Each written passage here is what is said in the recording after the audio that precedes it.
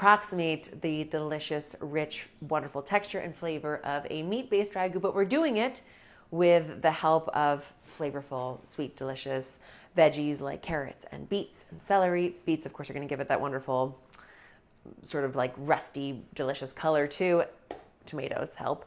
Mushrooms bring a lot of umami flavor, but the clincher, the thing that is going to give it that meaty texture and something to chew on and really fill you up and make this a very rich and delightful vegetarian meal, are black lentils. So these are, you can definitely use green lentils, which have great texture on them too, but the black lentils I find hold their form. They're really sturdy. They cook down beautifully here and just meld into the sauce, take on all that flavor, and then give you so much delight and wonder to look forward to in a totally vegetarian and protein-packed meal that you can use on any pasta you like. I am going to use a shaped pasta called conchiglie, which looks like this.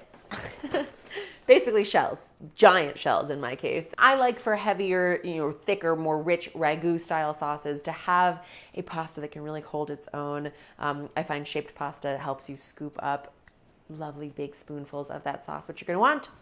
And it's pretty easy to make. You can actually throw all these veg right into a food processor if that's easier for you. I think that's great. I just, I've got my knife out here, so let's put it to work. We're just gonna start chopping a bunch of veg, and I'm gonna take my time and put a little fine dice on a lot of them because I want them to really cook down and simmer and blend and meld together. So take your time, put on some relaxing music, enjoy yourself and your kitchen creation experience. And yes, today, guys, I know you're always remarking on my fearlessness in the kitchen, wearing white when making like really messy, wonderful things. Today, I am not that fearless. I am definitely ready for the splatter of a red, rich, delicious ragu style sauce. I have a bowl ready to go. Just start layering up our veg. Everything's going to saute together. Minced celery in, one more stalk, and then we'll do some carrots. Peeled carrots, similar, just small dice we're going to do with them. I just cut the carrots in half first, lengthwise to make the size that I'm chopping a little bit more manageable. Flip it onto the flat side so it's a flat surface you're cutting against, and slice it in half once and then in half once more to create thin little bâtons, little strips of carrot. And then once I have lovely even strips, and this is the smaller bottom half of the carrot, so I'll just cut that in half and in half again. And once you have these even strips or batons of carrot, then you just gather them together in your little bundle and then just give it a quick mince across. Into the bowl with our celery and our carrots. All right, let's chop a onion roughly the same size as our carrots and celery so that everything cooks evenly. I have a nice little mirepoix situation here that is carrots, celery, and onion. Okay, next we're going to do some mushrooms. Mushrooms, of course, bring that great umami flavor that you normally get from meat. Lots of texture and hydration of their own. These I just wipe down with a damp washcloth or damp paper towel just to remove any dirt that might be going on the surface of your mushrooms. And then I just remove the bottom stems just with your finger. You just sort of wedge it out and hold on to the caps. And you can reserve the little stem for using in your stocks. They're not as tender as the cap of the mushroom, but they have lots of flavor, so don't discard them if you have other places to use them. Once you have worked your way through about a cup of mushrooms, we'll just give them a rough chop.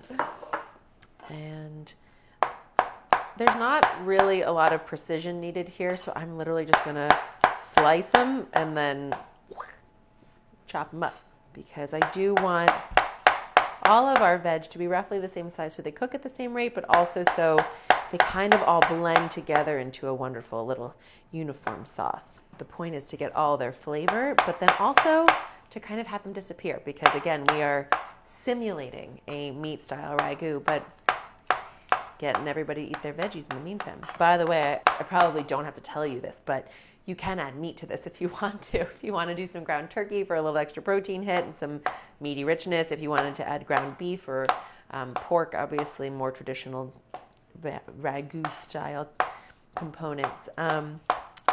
But I'm telling you, this is an incredibly complex and delicious tasting sauce, and you will be amazed at what you can create using only your humble veggie friends and lentils.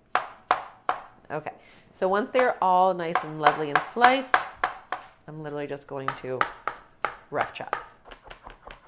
And since the beets are organic and I gave them a quick scrub, I'm not going to bother peeling them. You can if you don't want to do that, but I find that the beet skin really just cooks away with the beet root itself, so saving myself some effort. Also, these are tiny little beets, so they shouldn't be too hard to work through. Do trim the little root off just so you're not fighting it when you are trying to grate against the large holes of a box grater. And I think if you were working with a regular size beet, like one large or 2 medium beets would be perfect.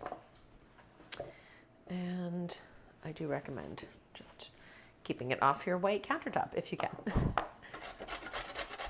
And there is no salvation that I have found if you get beetroot on your clothing. So this is the moment for an apron or clothing that you don't mind being red or standing back. The end of our beets. Wow.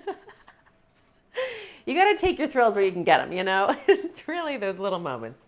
A beautiful, gosh, that's got to be about 1.5 cups of grated beets, maybe a little bit more. And I'm going to really quickly wipe my counter off because it did spray all over, and wash my hands, and then we will saute and begin our sauce. Okay, so we have our lovely veg here, mushrooms, onions, there's celery underneath, carrots, and beet ready to go.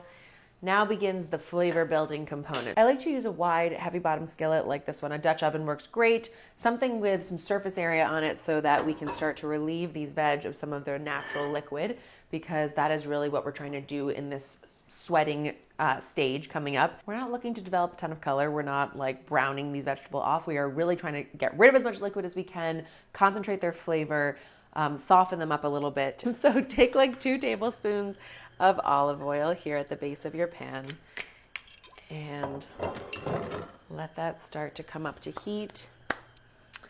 And I will add in all of our gorgeous veg. Taste the rainbow. Looks good. And just start to saute these in that olive oil, mush them all around, let those beets start to color all the other veggie components. And ultimately, we are really going to let these sweat and soften and condense, and they should start to look kind of paste-like. And then we will continue building our gorgeous sauce. Okay, so a few minutes in, you can see how much steam is being released. I'm moving the veg around just to make sure that there's plenty of openings for that steam to come off. Give it a little salting here. And I mean, you can really see how much liquid is here at the bottom of the pan that we're trying to, look at all that collecting out of our vegetables and simmering here at the side. And we're trying to relieve as much of that as possible to really concentrate the flavor. And remember, a ragu, unlike other kind of sauces, is not that wet. It's very thick and like a gravy kind of. So we got to take our time here, 12 to 15 minutes, sweating these vegetables out, and then we will add in a few more aromatics. I keep popping back there to stir our vegetables around because, again, we're not trying to caramelize them or develop a lot of color, so I don't want them hanging out too long on a hot surface. In the meantime, I'm going to chop up a few garlic cloves. I've got 3 or 4 here, just a little rough chop on these guys, a little smash to pop them out of their skin. And then we're going to add these in with some fresh thyme and tomato paste to continue to develop that earthy flavor of a typical ragu sauce. Removing any tough stems on the garlic cloves. Let me just stir the back pot really quickly, and then we will chop those up. Oh yeah, we are starting to really condense down. A lot of that steam has evaporated. The veggies are sweetening and softening and starting to blend together. You really can't tell much of a difference now between the mushrooms, the beets, the carrots. Little pops of celery and onion are still holding their own, but soon enough. We did smash these a little bit, and you can smash them a little harder, and then you just cruise your way right through. And then I'm just going to quickly, it's sort of like I did with the mushrooms, give it a few passes with my blade to get us a nice uniform chop, and we will add it to the veggie mix very soon. Garlic to the side, Let's go ahead and pull some thyme, fresh leaves off of the stems.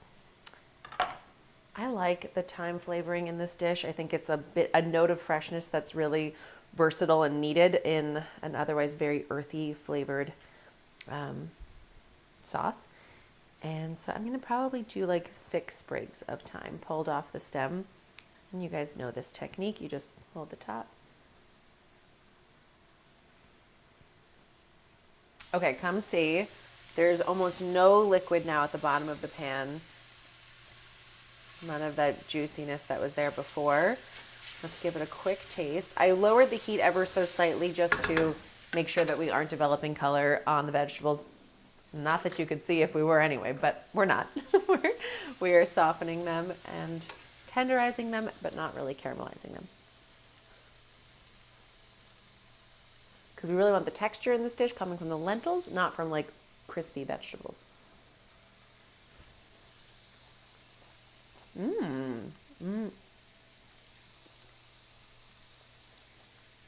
Miraculously, this kind of tastes like I have soy sauce going. Like there's some really funky umami beauty going on here, something fermented from the mushrooms and the iron from the beets. Ooh, and all this sweetness from the onions and the carrots. Delicious, delicious. Okay, let's go ahead and add in our garlic and our thyme. So we've got our 4 cloves of garlic chopped up, plus a bunch of beautiful thyme. And we also want to move that around quickly. We don't want our garlic to burn. And our heat is at like a medium low at this point. Just, ooh, oh my gosh, when the garlic hits that hot surface of the pan, wow, wow, wow, wow. Now that we've added the fresh herbs and the garlic, I'm only going to saute this another 2 minutes or so. But I am going to add my tomato paste now. Let's add a few tablespoons in here on the hot surface of the pan. And I do try to add just a little olive oil there to help it toast on this hot surface. And you'll see, come look at this bright red color it is. And you'll see it really quickly starts to turn kind of a rusty color as those sugars caramelize. Some of the tanginess goes away and the richness and sweetness comes forward. So moving that around on the hot surface of our pan to toast our paste, and then we will start to incorporate it with the vegetables. So the paste is getting nice and toasty in there, getting roasted and rusted up, and I'm going to quickly rinse a cup of our black lentils and then add them in to toast a little bit before deglazing the pan with some red wine. I have my heat on low just to make sure that my garlic and other veg are not burning. And the reason you rinse lentils is actually just to give yourself a chance to get rid of any dirt or dust that may have collected on them, but also to check and see if you find any stones. Like sometimes you find these little kind of rocks in your lentils that are extremely unpleasant to bite into. So take the moment, give them a quick rinse. Beautiful. Ah, these are called caviar lentils for a reason. Very lovely texture on them. Shake off any of that extra fluid. And into our pot. Beautiful. And just stir those lentils in and let them start to toast a couple minutes. Then we'll get that red wine. It's the part we've all been waiting for. When we hit this pan with a splash of red wine, any dry red wine will do, just like a half cup, it will help to release any bits of veg and flavor that are hanging out on the base of the pan. And we're going to let it reduce, so the alcohol component will really be gone. It will just be some of that wonderful fruity flavor left behind. All right, let's do it. I can turn my heat back up now and get it sizzling away. And you see I'm just sort of using it to scrape up any pieces here at the edges. There aren't many though, because we were good about moving our mixture around. Meanwhile, let's go ahead and open up a jar of crushed tomatoes and about 2 cups of a vegetable broth, just to really help us build in lots of that flavor layer by layer. And then we're going to let this sauce cook and simmer away till it's reduced again and thick and gorgeous as it should be. Okay, there's really no wine left. There's no liquid left on the base of the pan anymore. So we're going to go ahead and add in our crushed tomatoes. And I always just do a little splash of water in the can just to drink up any last little bits of tomato. And about 2 cups of a veggie broth of your choosing, or water is fine too. This sauce will have plenty of flavor in it all on its own. Beautiful. And this is going to simmer 25 to 30 minutes. You can add a little bit more fluid if it looks like it's getting too dry, but it should be lovely and thick and glossy, and that gives it plenty of time for all the flavors to drink each other up and for the lentils to cook to a lovely al dente texture. This is also the point at which I'm going to add a little chili flake. Yes, I am. Okay, now that it is lovely and simmering, I'm going to give it a quick stir, and then I will cap it with a little bit of a vent and let it continue cooking away another 25, 30 minutes. Longer if you have it is fine. It will just continue to give these flavors time to meld.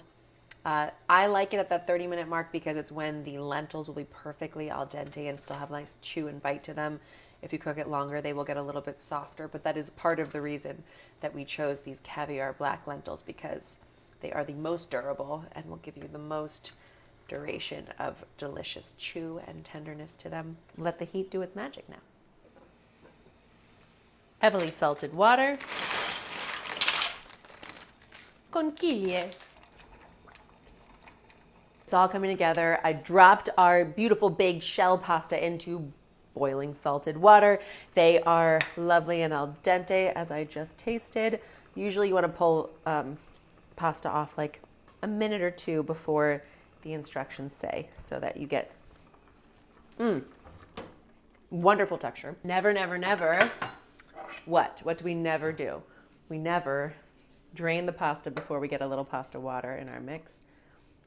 So just grab yourself a mug of this wonderful starchy liquid gold. Drain your pasta quickly because we are right at the perfect al dente mark, and I do not want mushy pasta.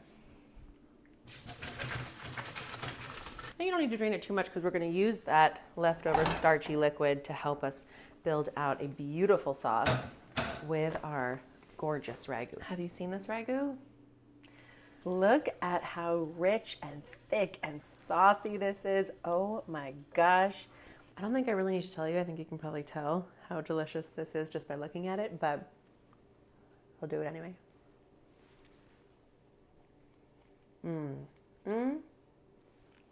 Wow. All those vegetables came together. They are so rich and meaty. The lentils, I cooked this sauce about an hour actually, and the lentils have really just gotten super tender and perfectly give a little bite in there. A little bit of chili flake I added really went a long way. Delicious. So rich and thick and perfect on its own. But you know, traditional ragu will oftentimes have a little cheese, a little milk, a little butter in it to give it that creamy finishing touch. We're gonna do that. Wow. Wow. Okay, so scoop yourself up a few big ladles of beautiful ragu, a couple nice ladles, and you can see how rich and thick this sauce is. You know, ragu really is not like your typical pasta sauce running all over the place. Put your heat on low just to be able to bring the sauce and noodles together and have them finish cooking amidst all of these wonderful veggies and lentils. Yum. And just to finish it off, you can add a splash of whole milk along with a little nub of butter. Once those are stirred together, I will add some cheese too. Oh my goodness, wow. This doesn't look rich, hearty, filling, meaty. Phenomenal to you. Look closer, because it smells out of control too, and it tastes really good. And this is why you save this starchy liquid gold. It is a beautiful binder just to marry the sauce with the noodle, that butter, that milk, and last but not least will be a big, healthy grating of fresh Parmesan over top. Yum. Get a serving bowl. Here she comes. Now, just as you're watching this happen, I'm going to remind you, this is pure veggie perfection right here. This is protein packed, vegetable packed, fiber packed pasta. Total decadent perfection. Go ahead and anoint with the cheese of your choice. Parmesan is like the obvious though. You gotta go for it. And there, my friends, is a pretty over-the-top bowl of lentil, beet, and carrot ragu with conchiglie pasta and cheese. A lot of it. I'm gonna go ahead and say my preferred shape of pasta would have been spaghetti, but I made it for my kids last night, so I didn't have any left. And these shells are gonna do what they need to do. They're gonna show up for me.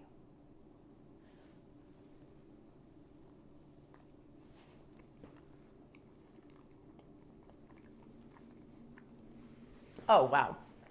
Wow. Who knew that beets kind of like would cook and collapse and just build the sauce with a little bit of that rich bite of sweetness and earthiness, a little taste of that iron that you normally would get from beef in the mix of a ragu. Who knew that onions and carrots would actually provide so much body to this sauce? Who knew? The satisfaction of ragu really didn't need meat at all. You did. You know what I love best of all about this whole dish? That you're gonna eat this pasta and instead of feeling hungry in an hour like I do with tons of pastas that I do love and eat, but that I don't get filled up by, you are gonna eat this and feel so satisfied and feel so filled up and still feel like you treated yourself to a glorious bowl of perfect pasta. Honestly, it's a dream come true. Manja.